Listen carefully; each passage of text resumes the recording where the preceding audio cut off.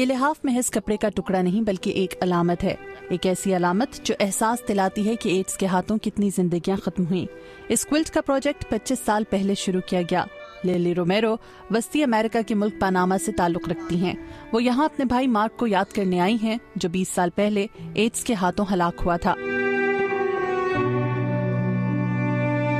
This is a symbol of awareness. یہ کوئلٹ AIDS کے خلاف آگہی پھیلانے کا سمبل ہے۔ ایڈز محض پیمفلٹ پر چھپا 4 حرفی لفظ نہیں، یہ بیماری صرف ایک شخص کو ختم نہیں کرتی بلکہ اس کے پیچھے رہ جانے والے خاندان کو بھی متاثر کرتی ہے۔ Behind missing these wonderful lights.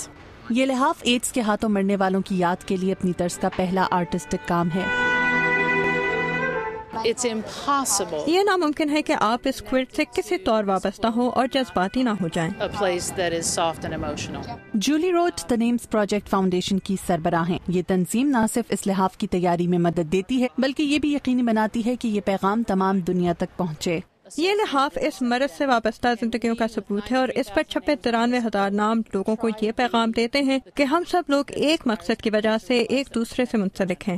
اس یادگار کوئلٹ کو ٹکڑوں کی شکل میں دنیا بھر لے جایا گیا جسے تقریباً 2 کروڑ لوگ دیکھ چکے ہیں۔ نکولس اپنے خاندان کے ساتھ واشنگٹن آئے ہیں۔ یہ بہت افسوسناک ہے، گو کہ میں ایسے کسی شخص کو نہیں جانتا جو ایڈز کے ہاتھوں ہلاک ہوا ہو، لیکن یہ بیماری جو دنیا بھر میں موجود ہے اس کا علاج ڈھونڈنا چاہیے۔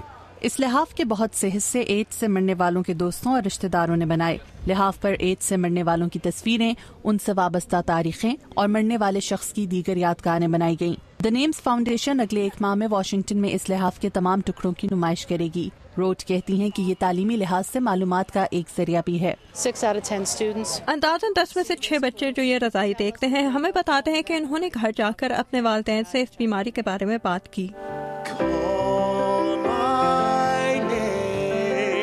اس لحاف پر چھپی ہر تصویر کی اپنی الگ کہانی ہے اور دی نیمز فاؤنڈیشن کا کہنا ہے کہ یہ لحاف ایڈز کے ہاتھوں مرنے والوں کی آواز ہے جو اسے بلند کرنے کے لیے موجود نہیں رہے۔